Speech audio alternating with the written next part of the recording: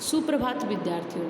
हमने पिछली कक्षा में पढ़ा कि स्वस्थ शरीर में ही स्वस्थ मस्तिष्क का निवास होता है। इसके लिए हमें शारीरिक और मानसिक दोनों तरह की कसरत है वो करनी चाहिए, और ये जो किसान है वो ऐसा ही करता है। उसके सामने बड़े से बड़ा बुद्धिमान व्यक्ति भी निर्बुद्धि ही कहलाएगा। अब आगे पढ़ते हैं हम। जो किसान के विशेष गुण हैं, विशेष प्रकार के पक्षियों को इकट्ठा और कल्लोल करते देखकर वह यह बता सकता है कि पक्षियों का अमुक काम अमुक बात का सूचक है। और विशेष यानी अलग अलग प्रकार के जो पक्षी है वो जब इकट्ठे होते हैं और कल्लोल यानी क्रीड़ा करते हैं, मौज करते हैं, तो वो ये बता सकता है कि इस पक्षी का अमुक काम है, अमुक बात का सूचक है। उल्लू का बोलना, ये सारी चीज़ें, मोर का बोलना, पपहिए का बोलना, कोयल का गीत सुनाना, ये सारी चीज़ें उसको पता होती है और उसी से वो हर एक चीज़ को भांप भी लेता है। एक साथ बहुत सी चिड़ियाँ चींची करती है कई बार, तो हम कहते हैं ना कि कोई जानवर होगा, इसीलिए एक जगह इकट्ठी होकर इस प्रकार ये चोंच चींची है वो कर रही है। किसान अपने काम भर की खगोल, भूगोल और भूगर्भ विद्या समझता है। अपने काम भर की यानी उसका जो काम है उसकी वह खगोल, भूगोल और भूगर्भ यानी खगोल से संबंधित आकाश की जो बातें हैं उससे संबंधित, पृथ्वी की जो बातें हैं उससे संबंधित, और भूगर्भ पृथ्वी के गर्भ में जमीन का जो भीतरी हिस्सा है उसके समझ में उसकी जो विद्या है उसको वो समझता है। खगोलीय जो ज्ञान होता है उसका, अब देखिए, और भूगोल यानी पृथ्वी है उसके बारे में उसे अपने बाल बच्चों का पालन पोषण करना पड़ता है। और देखिए, बाल बच्चों का पालन पोषण तो सब करते हैं, तो जायज़ सी बात है किसान को भी करना होता है। इससे उससे मानव धर्म शास्त्र का साधारण ज्ञान होता है। तो इससे जो मानव धर्म शास्त्र है हमारा उसका ज्ञान होता ही होता है उसे, कि उसे अपने परिवार का पेट पालना है, कैसे पालना है, किस प्रकार पालना है, ये सारी चीज़ों का ज्ञान उसे होगा ही होगा। खेती का तो ज्ञान होता ही होता है, साथ में इसका ज्ञान भी होता है। खगोल, भूगोल और भूगर्भ की विद्या भी वो जानता है। पृथ्वी के विशाल भाग में रहने के कारण वह ईश्वर का महत्व सहजता से समझता है। और क्यों? क्योंकि वो कहाँ ज़मीन पे काम करता है, ज़मीन से जुड़ा हुआ है, तो ईश्वर को भी अच्छे से मानता है, जानता है, ईश्वर की भी वो पूजा करता है। प्रकृति के प्रत्येक कण की बारे में उसे जानकारी होती है। किंतु सब लोग किसान नहीं बन सकते, ये विद्या तो हर किसी के बस की नहीं है, क्योंकि मानसिक मेहनत से ज़्यादा शारीरिक मेहनत दोनों ही महत्वपूर्ण होती हैं। हमने किसान की ज़िंदगी का कुछ वर्णन यहाँ इसलिए किया है जिससे लोग अपने रहन सहन उन्हीं के समान बना सके, क्योंकि निस्वार्थ सेवा करना किसान का कर्तव्य होता है और उसके जीवन से हम ये प्रेरणा ले सके। हमारा रहन सहन किसान के रहन सहन से जितना ही भिन्न होगा हम उतना ही अधिक रोगी भी होंगे, उतने ही हम क्या होंगे? रोगी होंगे। किसान के जीवन वृत्तांत से पाठक समझ गए होंगे कि मनुष्य को 8 घंटे शारीरिक श्रम करना चाहिए। देखिए, किसान का जो जीवन वृत्तांत है, जीवन की जो घटना का वृत्तांत यानी वर्णन है, घटना का जो वर्णन है, उससे जो इस पाठ को पढ़ने वाले हैं, पाठक किसे कहते हैं? जो पाठ को पढ़ रहा है, वो समझ गए होंगे कि मनुष्य को 8 घंटे शारीरिक श्रम करना चाहिए। 8 घंटे तो कम से कम उसे शरीर से मेहनत करनी चाहिए। आज हम बीमार क्यों रहते हैं? क्योंकि हम मेहनत करना ही नहीं चाहते। हम तो बस सुख सुविधाओं के जीवन में इस प्रकार घिर गए हैं कि बस हम उन्हीं के आदी हो गए हैं, हम उन्हीं के आदी हो गए, मेहनत करना चाहते नहीं। थोड़ी सी धूप में बाहर जाते ही हमारे दर्द होने लगता है, शरीर हमारा जलने लगता है, और सोचिए कि 8 घंटे वो ऐसी दोपहर में काम करता है। आगे, और वह ऐसा इसलिए कि जिसमें मानसिक शक्तियों को भी काम करने का अवसर मिल सके, जिससे क्या हो कि मानसिक जो शक्तियां हैं उनको भी कार्य करने का मौका मिल सके। इसमें संदेह नहीं कि व्यापारी आदि को कुछ मानसिक व्यायाम करने का अवसर मिलता है। व्यापारी को तो करना ही पड़ता है, हिसाब रखना पड़ता है, उसे दिमाग तो लगाना ही पड़ेगा। बनिया अगर दिमाग नहीं लगाएगा तो वह कैसे काम करेगा? परंतु वह कसरत एकांकी होती है। एकांकी का मतलब क्या होता है? एक अंग से संबंधित। एकांकी एक अंग से संबंधित यानी एक पक्षीय है, यानी उसकी जो कसरत होती है वो दिमागी होती है, मानसिक होती है, खाली शारीरिक कसरत नहीं करता। तभी देखना ज़्यादातर जो बनिए वगैरह होते हैं, जो व्यवसाय करते हैं, उनकी तोंद निकली हुई होती है, क्योंकि वो कसरत नहीं करते, व्यायाम नहीं करते, वो बस अपनी दिनचर्या में लगे होते हैं। ये लोग किसान के समान खगोल, भूगोल और इतिहास का ज्ञान नहीं रखते। किसान को तो हर चीज़ का ज्ञान रखना पड़ता है। क्यों? क्योंकि उसे, देखिए, हमने पढ़ा था कि जो सूर्य हैं, तारे हैं, उनकी जो स्थिति है उनका भी ध्यान रखना होता है, ऋतु परिवर्तन का भी ध्यान रखना पड़ता है। तो इस प्रकार उसे हर चीज़ का ध्यान रखना पड़ेगा। इन्हें भाव ताव की खबर रहती है, इन्हें सिर्फ ये रहता है कि चाय है उसका भाव इतना है, चीनी का भाव इतना है, सोने का भाव इतना चढ़ा, चांदी का भाव इतना चढ़ा। ये काम होता है व्यवसाय करने वाले का। माल की खपत करना खूब जानते हैं, अपने माल को कहाँ कहाँ भेजना है, कहाँ उसकी खपत करनी है ये जानते हैं। परंतु इस काम में जो मानसिक शक्ति है उसका पूरा जोर नहीं पड़ता, और ना इस धंधे में शरीर को ही अधिक मेहनत करनी पड़ती है, मानसिक शक्ति भी ज़्यादा नहीं लगती। और क्योंकि उन्हें सिर्फ अपने काम तक की ही, जितनी उनका जो कार्य है, उनकी जो मानसिक शक्ति है वो अपने कार्य तक ही सीमित है, उससे ज़्यादा उन्हें नहीं करना। किसान को तो खगोल, भूगोल, भूगर्भ सबका ध्यान रखना पड़ता है, सूर्य, तारे, चंद्रमा की गति का ध्यान रखना पड़ता है, ऋतु परिवर्तन का ध्यान रखना पड़ता है, बीज आदि का ध्यान रखना पड़ता है, मिट्टी का ध्यान रखना पड़ता है कि कौन सी मिट्टी में कौन सा बीज है वो बोना है। ऐसे मनुष्य के लिए पाश्चात्य विद्वानों ने क्रिकेट इत्यादि खेल लाभदायक बताए। कैसे मनुष्य के लिए? ये जो व्यवसाय करने वाले हैं, तो जो पाश्चात्य विद्वान हैं, पश्चिम के जो विद्वान हैं, पाश्चात्य शब्द है वो पश्चिम से बना है, पश्चिम के जो विद्वान हैं उन्होंने क्रिकेट जो खेल है उनको लाभदायक बताया है। उनकी राय है कि वार्षिक उत्सवों पर भिन्न भिन्न खेल खेलने चाहिए। जो वार्षिक उत्सव होते हैं विद्यालय वगैरह में और कहीं जो होते हैं वार्षिक उत्सव, उन उत्सवों में हमें विभिन्न प्रकार के खेल खेलने चाहिए। मानसिक श्रम के लिए ऐसी पुस्तकें पढ़नी चाहिए जिसमें अधिक सोचने विचारने की आवश्यकता न पड़े, और मानसिक श्रम के लिए ऐसी पुस्तक जिसमें सोचने विचारने की आवश्यकता न पड़े।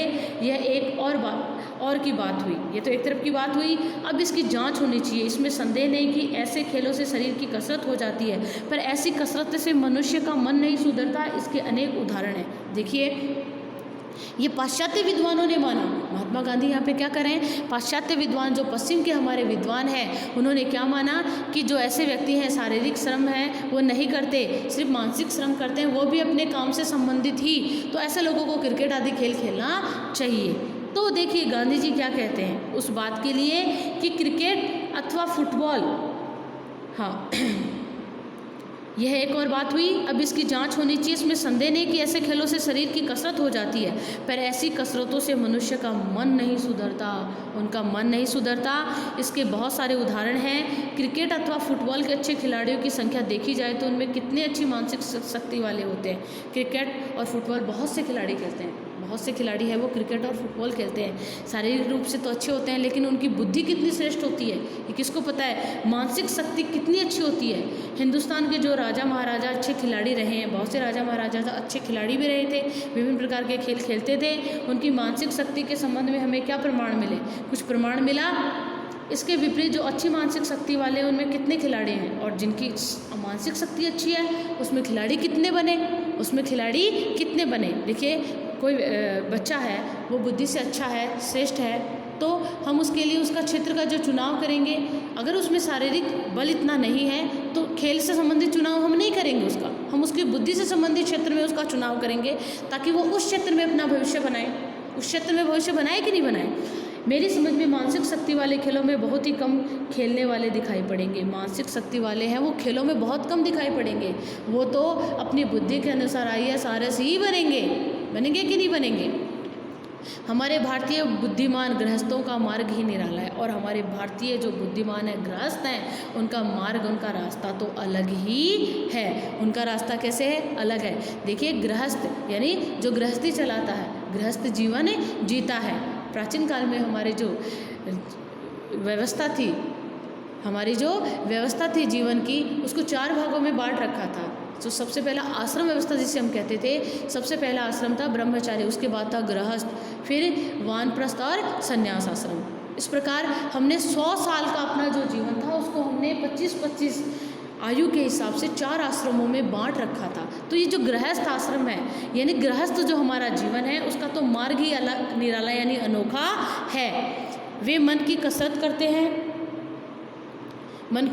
करते हैं, किंतु शरीर की कसरत नहीं करते या कम करते हैं, और मन की कसरत तो कर लेते हैं, जितना काम होता है उतना काम करते हैं, बाकी शरीर की कसरत कम करते हैं। इसी से हम उन्हें असमय खो बैठते हैं, और ऐसे इसीलिए होता है क्योंकि उन्हें अपने परिवार के पालन पोषण के लिए ही क्या बस वो उतना ही समय दे करते हैं, अपना समय निकालते हैं, कसरत वगैरह नहीं करते, व्यायाम वगैरह कम करते हैं। उनका शरीर लगातार मानसिक काम करते रहने के कारण क्षीण हो जाता है, कमज़ोर हो जाता है, कोई ना कोई रोग उनके शरीर के में घर किए रहता है, और उनके पुष्ट विचारों से देश लाभ उठाए ऐसा समय आते आते ही वे इस संसार से चल देते हैं, और उनके पुष्ट यानी जो श्रेष्ठ अच्छे विचार हैं उनसे ये जो देश है लाभ उठाए उससे पहले ही वो चले जाते हैं, क्योंकि उन्होंने जो अनुभव किया जब उस अनुभव को उनको दिखाने का समय आता है तब तक तो शरीर क्षीण होने की वजह से उनकी मृत्यु हो जाती है। इससे मालूम होता है कि केवल शारीरिक या मानसिक व्यायाम काफ़ी नहीं है, शारीरिक और मानसिक व्यायाम ही काफ़ी नहीं है, और ना ही वह कसरत जो निरुपयोगी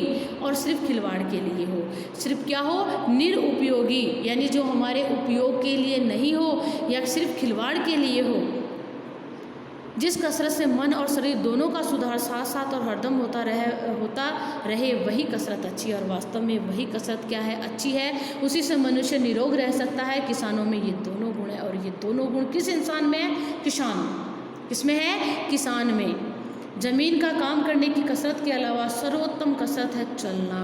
अब देखिए उन्होंने क्या कहा कि जमीन का जो काम है उससे वो जो पहली कसरत है उसके बाद जो सर्वोत्तम, सब में जो श्रेष्ठ है, सबसे जो उत्तम है वो कसरत कौन सी है? चलना।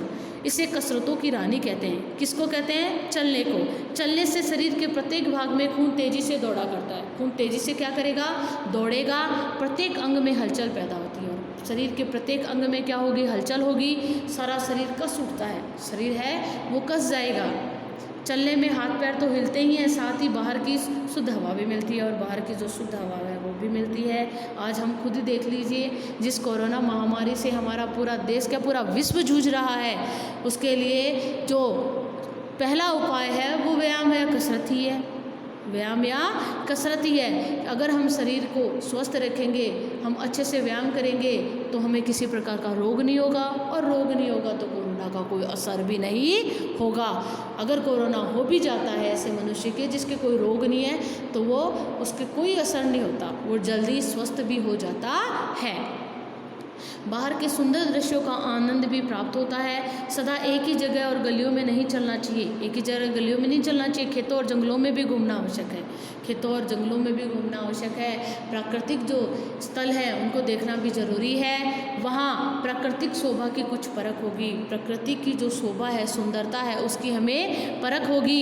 1-2 मील चलना कोई चलना नहीं कहलाता, 10-12 मील चलना है। 1-2 मील चलना नहीं है, इनके लिए 10-12 मील चलना है। और इतना हम चलते नहीं है। गृहस्थ जो जीवन जीता है उसके बहुत हम ऐसे कहते हैं कि उसके बहुत लफड़े होते हैं, बहुत उसके क्या होते हैं, ये करना है वो करना है। एक औरत के लिए बच्चों को संभालना है और बहुत काम है, परिवार की जिम्मेदारी है। दूसरा पुरुष होता है, उसको कमा कर लाने की जिम्मेदारी है। लेकिन ये जिम्मेदारी जब ही रहेगी जब हम जिंदा रहेंगे, स्वस्थ रहेंगे।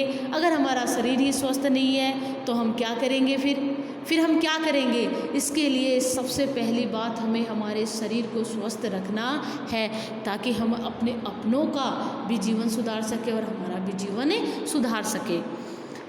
जो लोग प्रतिदिन ऐसा ना कर सके वे प्रति रविवार को खूब चल सकते हैं। प्रतिदिन अगर समय हमें नहीं मिले तो हम रविवार का जो समय होता है उसमें हम आराम से क्या कर सकते हैं? चल सकते हैं, व्यायाम कर सकते हैं, कसरत कर सकते हैं। तो ये पाठ आपको अच्छे से समझ में आ गया होगा। इसको अच्छे से सुनना है और समझना है, और एक बार आपको खुद इसको पढ़ना है। धन्यवाद।